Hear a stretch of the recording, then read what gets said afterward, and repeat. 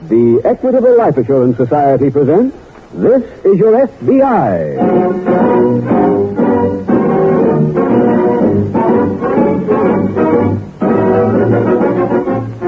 This is Your F.B.I., the official broadcast from the files of the Federal Bureau of Investigation. Presented as a public service by the Equitable Life Assurance Society of the United States and the Equitable Society's representative in your community.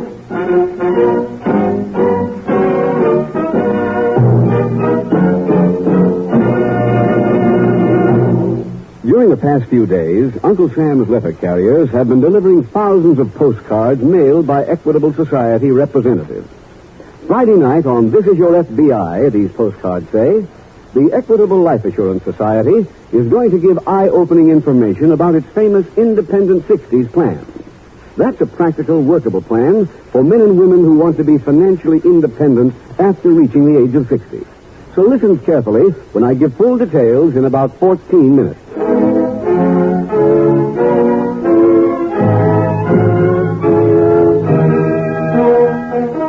Tonight's FBI file, The Curious Cargo.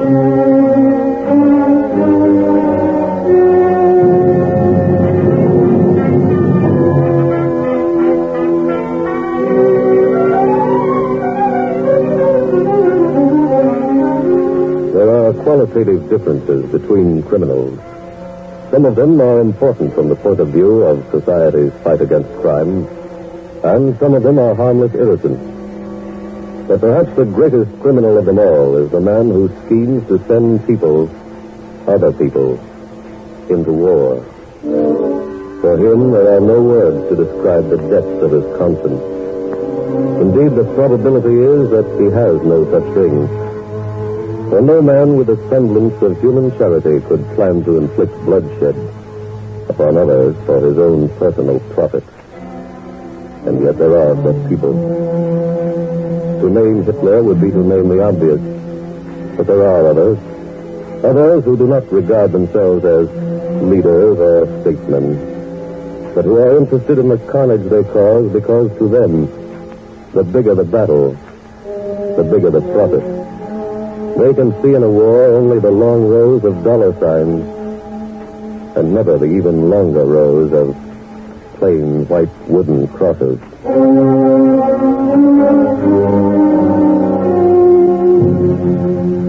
Tonight's file opens in a neat waterfront cottage located in a small fishing village along the southern California coast. An elderly woman is tidying the living room as the front door opens.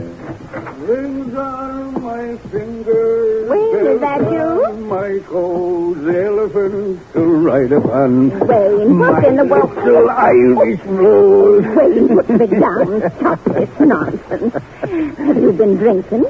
Drinking? Not a drop. And what's got into you? I got a ship, Mary. What? I got me a ship. Oh, that's wonderful, Wayne. Tell me all about it. It happened all of a sudden, Mary. Oh, tell me. Well, I went down to the wharf this morning, like usual. Yes. Sat around a while.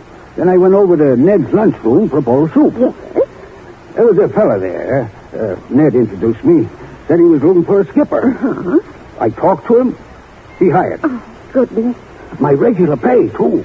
Have you seen the boat? No, he's taken me to see her this afternoon. But from his description, it's just like the old Mary Ann. Who is this man who hired you? Her name's Finney. Joe Finney. Never seen him before. Oh, when does he want to ship out? As soon as she's fit. Oh, I forgot to tell you. Mr. Finney said if the trip was successful, he'd guarantee me $300 extra. Oh, my. When I get that money, we'll pay the back rent. Then we'll be even with the world. Oh, Wayne, I can't believe it. Say, dinner ready yet? Oh, just about. Well, let's go in and sit down at the captain's table.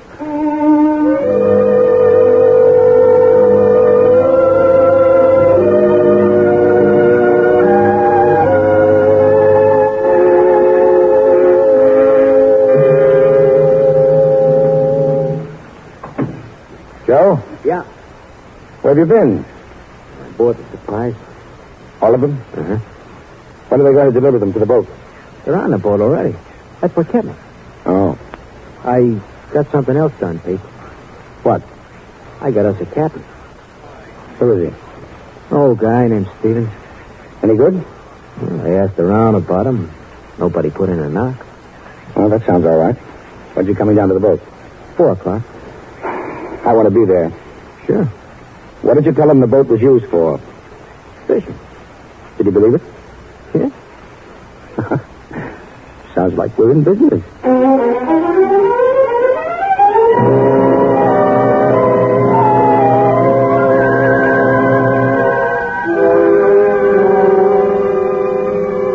In a nearby city at the F.B.I. field office, Special Agent Jim Taylor is standing by the teletype machines as Agent Mark Butler approaches. Catching up on news, Jim? Oh, hi, Mike. Well, the San Francisco office is going to try to pick up the last member of that Jackson gang today, and I was just wondering whether anything came in on it. Did it? No, not yet. You going back to your office now? Mm-hmm. Why? I was just in to see the boss. He told me to work with you on the government property case. Oh, fine. Fine, I can use the help. What's the story on it? Well, come on, I'll show you the files. Good. I'll tell you as much of it as I can remember. There's been a series of thefts from a bonded warehouse here in town. You've probably heard about them. Yes. Well, there's some reason to believe that they're all the work of the same persons. Why is that, Jim? Well, everything they've stolen has disappeared. Now, the way I figure, if this were the work of a large organized mob, they'd steal the stuff and get rid of it. None of this stuff has ever turned up. Oh, go ahead, Mark. Thanks. Has anybody seen the thieves, Jim? Well, we have a report that 2 men were seen leaving the warehouse one night last week, but before they could be identified, they ran. Oh. Here's a file on it. It mainly contains evidence against the one known suspect in the case, a watchman at the warehouse named Dillon. Well, how did he come into the case? Well, in a couple of instances, it appeared as if the thieves had been let into the building. No marks indicating forcible entrance were ever found. You interviewed Dillon? Yeah, I had a long talk with him 3 days ago. He protested his innocence, told me a long story to prove that he had nothing to do with the theft. Well, how did the story stand up? It didn't. I checked the facts and found a number of instances where Dillon simply hadn't told the truth. Have you questioned him since? Well, I went to his rooming house this morning to talk to him. What did he say? Nothing. He was dead. Oh. What happened? He committed suicide.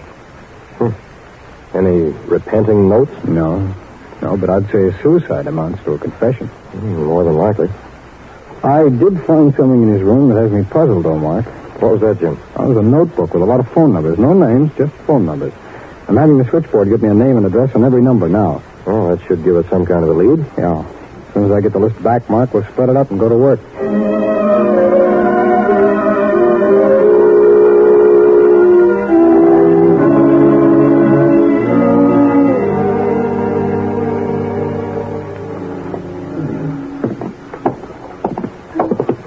Which bird is it, Joe? Next one down. I can't tell one from the other. They all look alike. And they all smell alike, too. You know, Peter, if we're traveling 1,000 miles in that scow, we ought to have it perfumed or something. I think that we... Hey. What? Somebody's on our boat. Come on. How do we get on it? Just jump down. Oh, okay. Oh, it's him. Who? The captain I hired. Hello, Mr. Finney. Hi. I got here early. Thought I'd look around. Captain, this is Mr. Jones, my partner. Oh, Mr. Jones. Hello, Captain. Well, how do you like the boat? Looks mighty trim. How much of it did you see? Just above deck. Haven't been below yet. Yeah. Mr. Jones, I told the captain we wanted to go out when the rest of the fishing boats do. Good. If it's albacore you're after, they'll be running real soon. You know this coast good, do you, Captain? Like the palm of my hand. Fine. Oh, Miss Finney. Yeah. I hate to start in running up expenses, but some of that rigging should be replaced. Okay. How much will it cost? Oh, just the price of new line. Can you fix it soon? Right away. Here. Here's some dough for the stuff. Why, this is a $50 bill. That's right. Did you ever see one before? Not for a long time. Well, I think I'll take a look around below. No, never mind that. Huh? Just go get those new lines so we'll be ready to go real quick, huh? Well, We'll meet you back here tomorrow morning. All right. Be here at 7. Yes, sir. So long, Captain. Goodbye, gentlemen. Goodbye, Captain. Why did you get rid of him? Because the hole is full of supplies. Forgot to lock him up if he finally gets suspicious. Oh. I'd figured, let him think we're going on a fishing trip until we get started. Uh-huh. Well, we'd better get back up to the city and get those guns.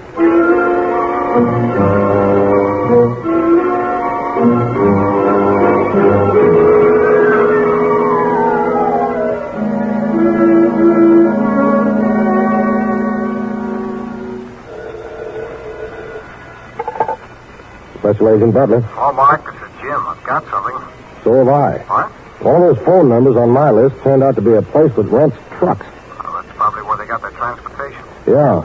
I checked the rental records on the dates that things were reported stolen, and the same man rented a truck every one of those days. What's his name? He rented in the name of Joe Brunswick, but the address he gave turned out to be a department store in Bay Harbor. Well, the name must be a fake, too, then. That's my guess. However, I did get a description on the man, and I'm having it checked against the files. Well, what was the description, Mark? 28 to 30 years old, Caucasian, 5 feet 9 or 10 inches tall, about 155 pounds, good shoulders, slight limp in left leg. Hey, I saw that man a couple of minutes ago. What? Yes, one of the phone numbers on my half of the list turned out to be a warehouse. Oh? I came over here to check. I saw a man answering that description enter the place just a couple of minutes ago. Where are you calling from? Candy store across the street from the warehouse. It's at 719 West Montgomery Street. I'll be there as soon as I can, Jim. Okay, Mark. I'm going in now.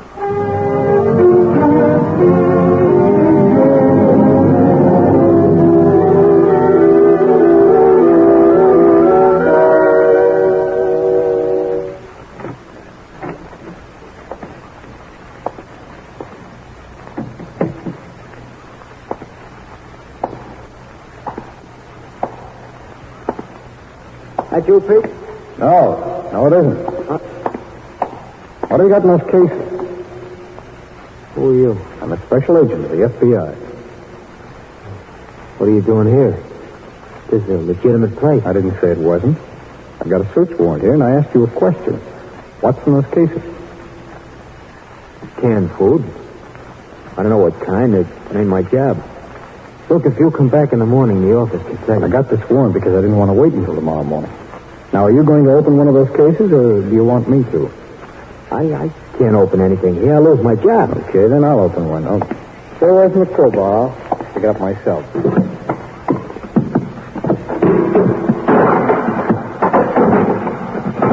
Look, I'll get fired for this, mister. You'll get more than that. You're under arrest. For what? This crate is full of guns. Guns?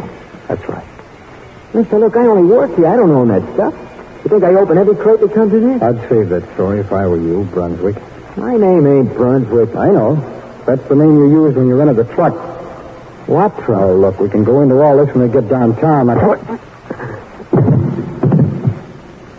Nice going, Pete. Let's move this stuff out of here.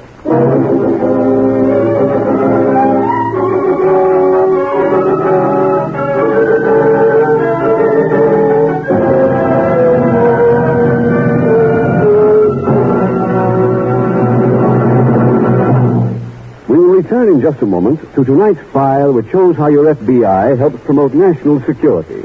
Now let's talk briefly about another kind of security.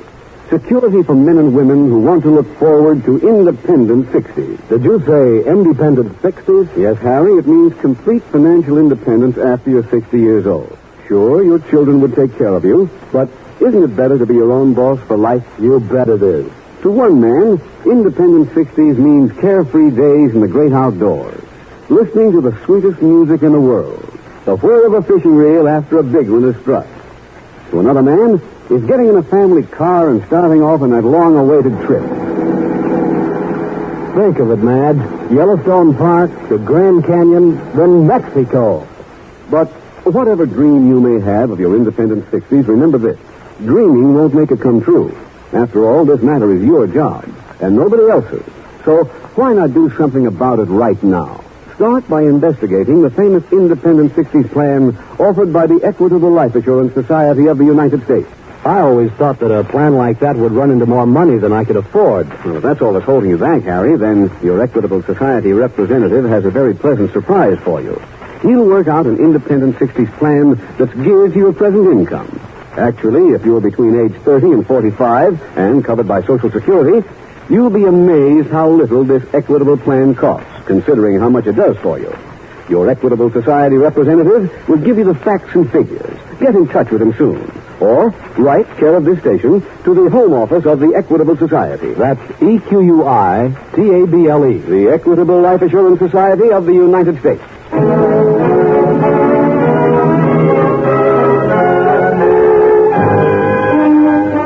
Now back to tonight's file, The Curious Cargo.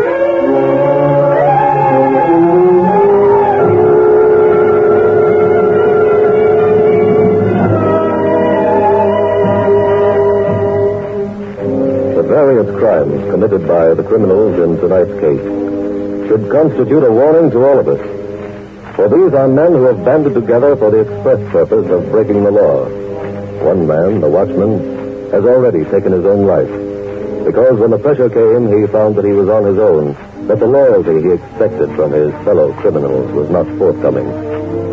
But although it is important for you to know that there is no such thing as loyalty among thieves, that is not the message your F.B.I. wishes you to take away from this radio program. All over the nation, even as you are listening to this, there are men meeting and planning some illegal enterprise. For this is the time in history. This is the post-war period when gangsterism flourishes. Your F.B.I. is fighting these gangsters and will continue to fight them, but it needs your help. You must see to it that your local police is a politically unhampered organization, and you must see to it that they are strong enough to meet the challenge, a challenge that must be met if we are to win the war against crime.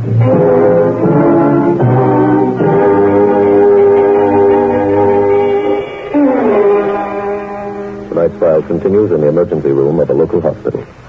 Well, Jim, how do you feel? Oh, hello, Mark. You any better? Yeah, thanks. Just laying here trying to piece this thing together. How did I get hit? Well, when I got to the warehouse, I found you on the floor. Oh? You remember anything that happened, Jim? Yeah, I was just arresting that man I'd followed into the warehouse. One with a limp, and somebody came up behind me. Knocked me out. We had them, Mark. I let him get away. Oh, don't take it so hard. We'll catch up to him again. Any new leads? Well, not so far. But the office is working on the real estate records to see who owns that warehouse we found you in. Maybe that'll give us something to go on. Mark, will you call the doctor? I gotta get out of here. I can't stay here in bed. I've already talked to the doctor, and you're to stay in bed. I don't get it. He said the pictures showed no fracture and no concussion, but you need rest.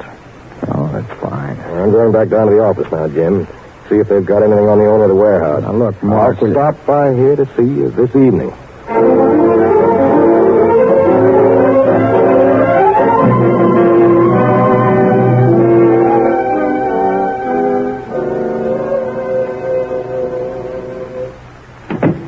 Well, that you, Wayne? Yes, Mary. You've been down to see the boat? Yes. Well, for a man who's gone back to sea, you don't look very happy. I'm trying to make up my mind, Mary, About what? whether to take this job or not. Why, what's the matter? Well, What is it, Wayne? I want to take the job, Mary, but there's a problem. Oh, what is it? Well, I've come to the conclusion that they're not going fishing. But it is a fishing boat. What else would they want it for? I don't know. But when I went back aboard this afternoon, I saw something I didn't like. Well, what was that? They had enough supplies on the boat to feed us for a month. We're supposed to go out for albacore. When they're running, you can fill a boat like that in 2 days. Oh. Another thing, I needed some money for repairs. One of the owners gave me a $50 bill. That reminded me too much of the men who used to come around here trying to rent boats during Prohibition. Well, you do whatever you like about it, Wayne. This may be my last chance for a boat, Mary. Wayne, if you're talking this over with me to get my advice, I'd say tell them you don't want the boat. Thank you, Mary. When I see them tomorrow morning, I'm saying I quit.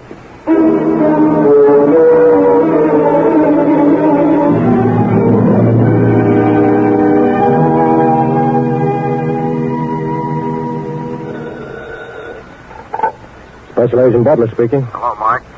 Jim. Jim? I'm just about to leave the hospital. You're what? I'm getting out of here. What? Now, look, I'm all right now. What did you find out on the warehouse? Well, The report showed that it was leased in the dead watchman's name. Great. That puts us right back where we started. Yeah, I'm afraid so. You know, while I was getting dressed, I kept thinking about that fake address in Bay Harbor, given by the man who rented the truck. Well, what about it? Well, there's just a chance that he and his confederate are really in Bay Harbor. Mark, the office hasn't taken me off this case because of the accident, has it? No. Oh, that's fine. And there are a couple of things I'd like you to do for me.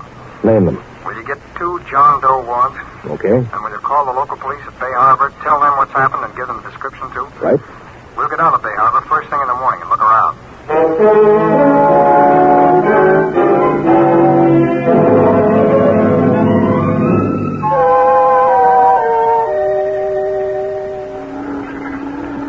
Well, Joe, we've got everything in the hold now. I thought we'd never get finished. What time is that captain coming?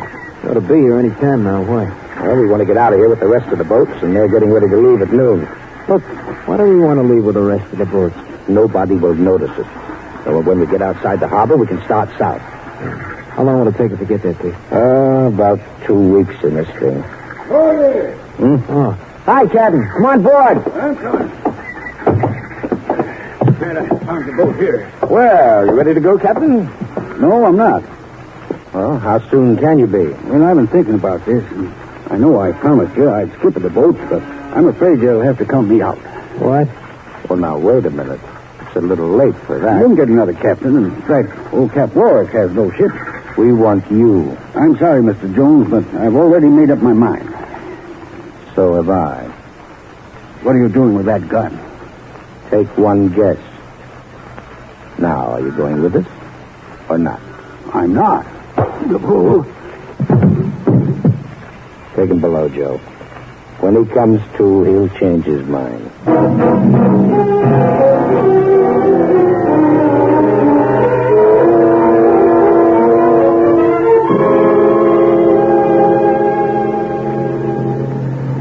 That was a good hunt you had, Jim, going to the lunchroom. Well, at least we know that the man with the limp has been in town and that he's talked to Captain Stevens. I hope Stevens is at home. Mm-hmm. You know, that's going to be a tough boat to find, Jim. Did you see how many there were in the harbor? Yeah, and they all look the same.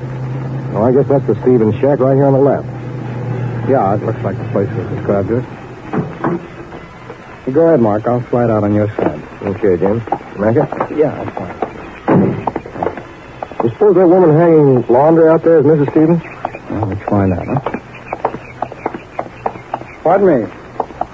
Are you Mrs. Stevens? Well, yes, I am. Oh, we're special agents of the F.B.I., Mrs. Stevens. Here are my credentials. This is Agent Butler. What do you want? Oh, we came to see your husband. Is he at home? No, he's not. He went down to see 2 men who wanted him to work on their boat. Did one of the men have a slight limp in one leg? Well, yes, I believe Wayne did mention that. Do you know the name of the boat, Mrs. Stevens? No, I don't. But if you wait, the captain will be back soon. He went down to tell the 2 men that he didn't want to work for them. You see, he was suspicious of them. What was he suspicious of? I didn't think they were really going fishing. Well, he's right. The whole of that boat is full of stolen goods. Oh, heavens. Captain Stevens has told him his suspicions. There might be trouble, Jim. Yeah, I agree with you on that one. Mrs. Stevens, is it true that all the boats are going out at noon? Yes, word came in that there's a run the albacore, and they'll all go out with the tide. Well, that throws out the possibility of searching every boat. There just wouldn't be time, even with a dozen men. But they won't be back for 3 days. Tell me, is that all the time that any of the boats stay out? When the albacore are running, yes. Have you a phone, Mrs. Stevens? No, we haven't. I see. Well, if you'll excuse us, we'll go into the village and find one. Come on, Mark. I've got an idea.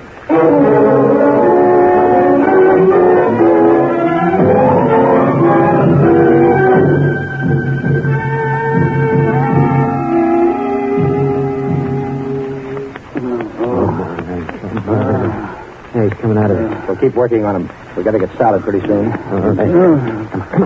Here, throw this water in his kisser. Maybe that'll help. Okay. Come on, Cap. Get with it, will you? Come on.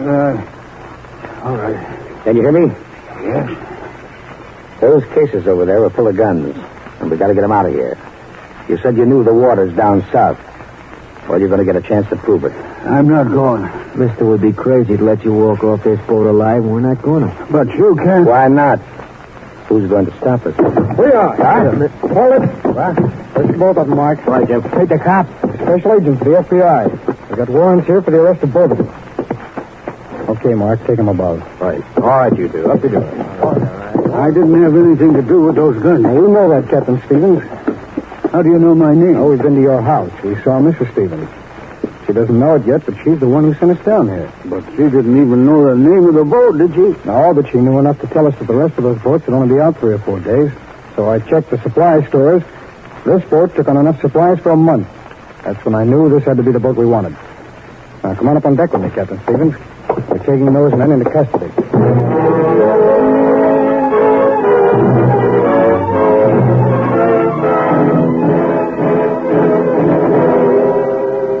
Joe Finney and Pete Jones were sentenced to 10 years each for theft of government property.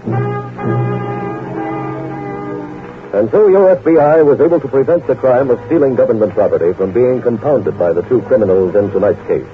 For it was their intention to sell those guns to insurrectionists in a Latin American country. That men they never saw would die because of their sale of those stolen goods meant nothing to this pair. In fact, it never entered their minds. For the attitude of criminals toward others is what must have inspired the phrase, man's inhumanity to man. Thus, once again, your F.B.I. closed the careers of a pair of sadistic lawbreakers and not only protected the security of you, the American people, but also the security of people in a distant foreign land. On such protection as that is founded the reputation of the Federal Bureau of Investigation, of your F.B.I.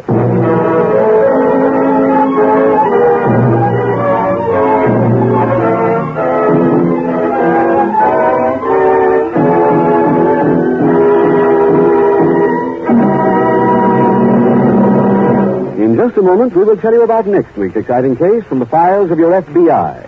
Now, 3 final questions on the Equitable Society's Independent Fixties Plan. Are these plans flexible, Mr. Keating? Can the amount be increased if my income goes up in the next 5 years? It certainly can. Your Equitable Society representative will tell you that many successful men have done exactly that. What about my present life insurance? Your Equitable representative will show you how your present insurance gives you a head start on this plan. What income will it give me in my 60s? Your Equitable Society representative will give you the exact figure. Either get in touch with him soon or send a postcard care of this station to the Equitable Life Assurance Society of the United States.